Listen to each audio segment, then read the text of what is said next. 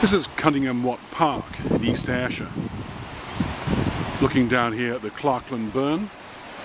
And here's a very rare survival, industrial archaeology wise.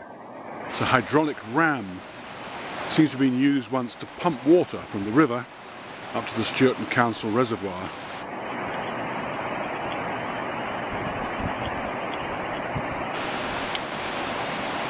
Hydraulic rams, or hydrams, worked on the principle of the water hammer or hydraulic shock, which we're all familiar with if you've got a very strange hammering noise in your piping.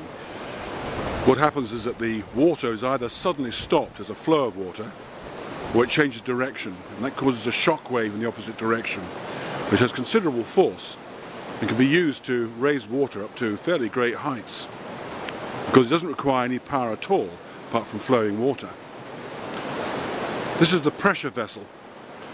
It contained air. The idea was to lessen the shock, stop the vibration, so that the structure could survive for longer.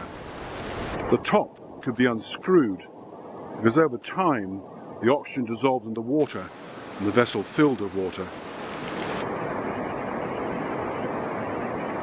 The principle of its function was that you have a flow of water which is pulling down a valve.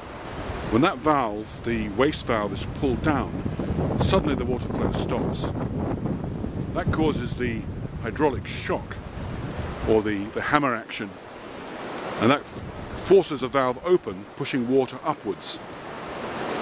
Once the water has reached as far as it will go, it tries to return, but a check valve stops it.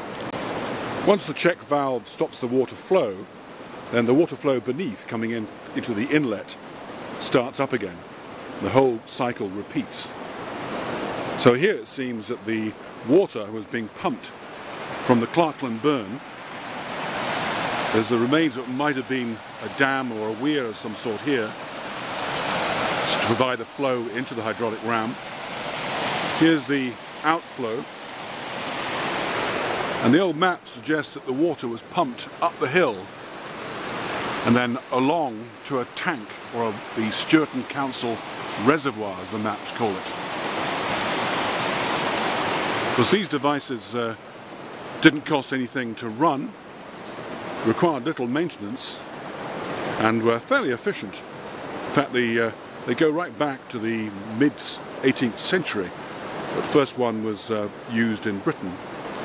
The invention of the more practical one was by, of all people, Montgolfier, the chap who invented the hot air balloon, and his friend Matthew Boulton, famous for Matthew Boulton and James Watt, painted it in Britain in the 1790s.